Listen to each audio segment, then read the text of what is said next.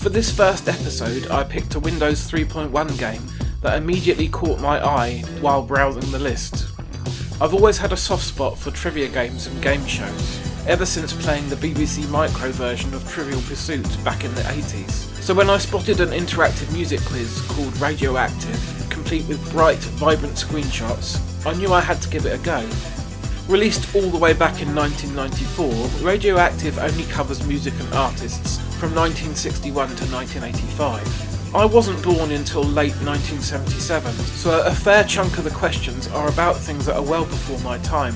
As a result, I do get plenty of answers wrong, although it's sometimes surprising just how much random musical knowledge my brain has managed to hang on to over the years. From the options screen, you can choose how you want the game to play out. You can set a fixed time limit of 15, 30, 60 or 90 minutes, aim for a target score, or simply keep playing until you've had enough. I tried the score-based option in a couple of games, but this seems to be bugged, as the game just keeps on going regardless.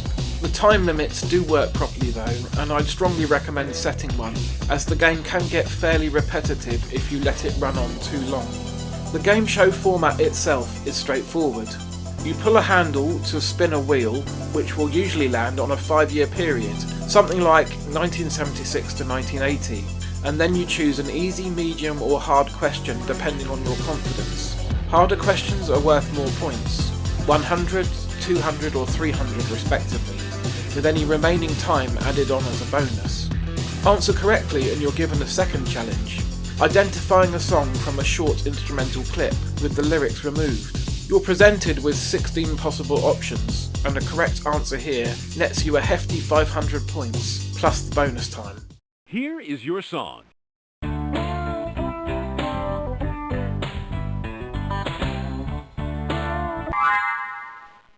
Hey, I'm impressed, but what do I know? Yeah, Dave, 500 big ones. Plus 140 points as shown on the countdown clock. Yeah! Of course. That was Sweet Home Alabama, originally recorded by Leonard Skinner in 1974. Now this is true. Leonard Skinner took their name from the group's gym teacher when they were in high school. Of course, if I'd form a band, I guess I'd have to call it Ronald Belinko. Nah.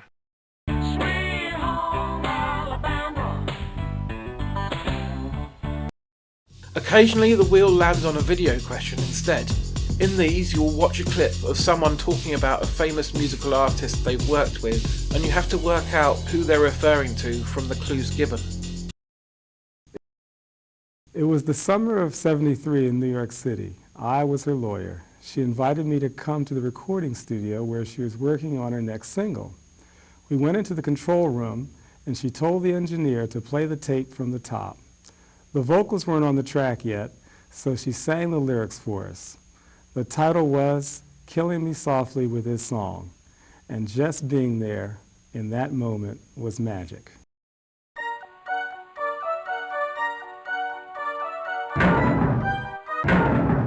I'm sure you'll get over it. You've gotta be kidding.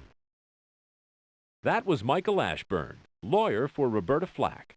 At other times you'll hit a music puzzle where you must rearrange 5 segments of a song into the correct order before the timer runs out. Remember, the object of the puzzle is to put the song segments that are on the top row into the correct order on the bottom row. The countdown clock will start when you click on the first segment. Here's the first one. First, the tide rushes in.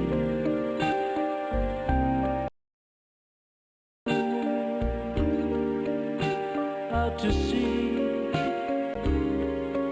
and the city, oh, let's a kiss, let's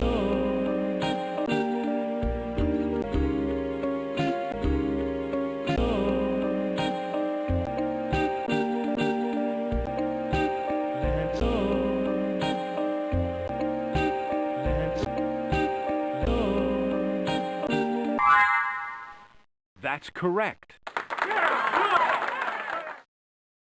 Both of these modes are worth a massive 1,000 points for a correct answer, again with bonus time points added on. Every third round is an extended play round. These feature a single question with 3 correct answers, each worth 300 points. You're allowed to make one mistake, and any remaining time, once all 3 answers are found, is converted into bonus points. Dave, here comes your extended play question. Pick the top 3 artists of the 70s.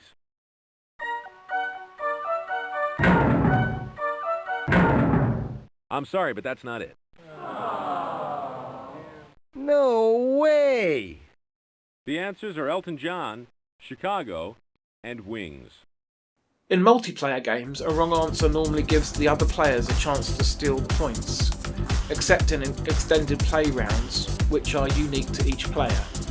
I do think RadioActive would have benefited from some sort of final round where the top players face off in a more dramatic finale.